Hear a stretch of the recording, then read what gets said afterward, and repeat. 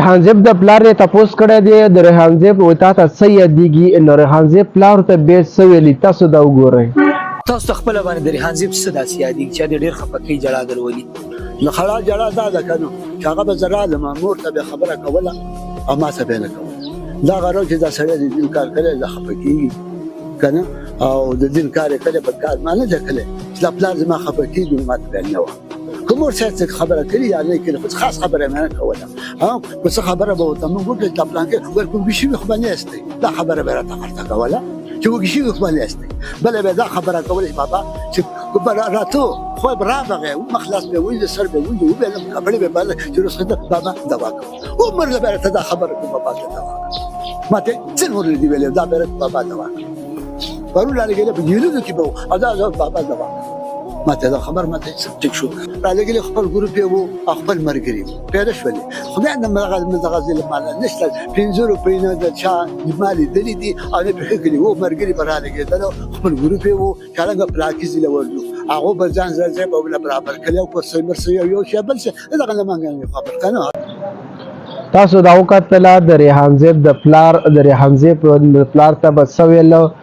دوا کوه او دوا کوه نو ما ته دا خبره کوله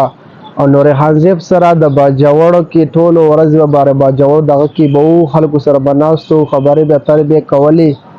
ځکه چې د هغه خو له چرمیني خو دا وړه خبر نه ده د غټ زور غواړي.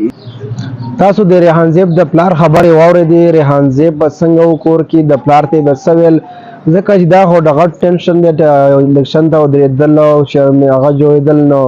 ځکه چې دا هغه پلار ته دا خبره سب دوا کوه دا بوج هغه په سر ځان باندې خپل اچولی پلار ته هم څه نه دي ویلي داسې دی او هغسې ما سره د نورې خبرې وی نه کولې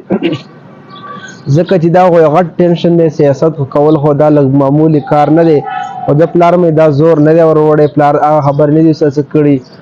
نو د ریحان زیب د نن نشته او نن خلک ډېر ارمان کوي کاش چې دا جمدی وي نو د ظالمانو مړ کړو.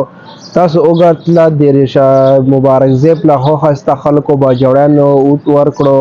هغه د ریحان زیب ارمان یې پوره کړو خو د ریحان زیب نشته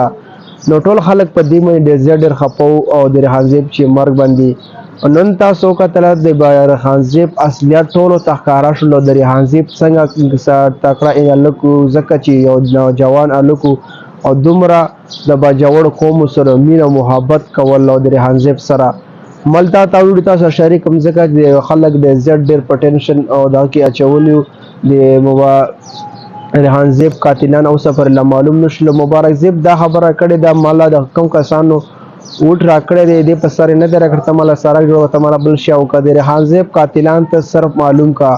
او خلک به انشاءالله د ریحان زیب قاتلان به هم ډېر زر معلوم شي د ریحان زیب قاتلان څوک دي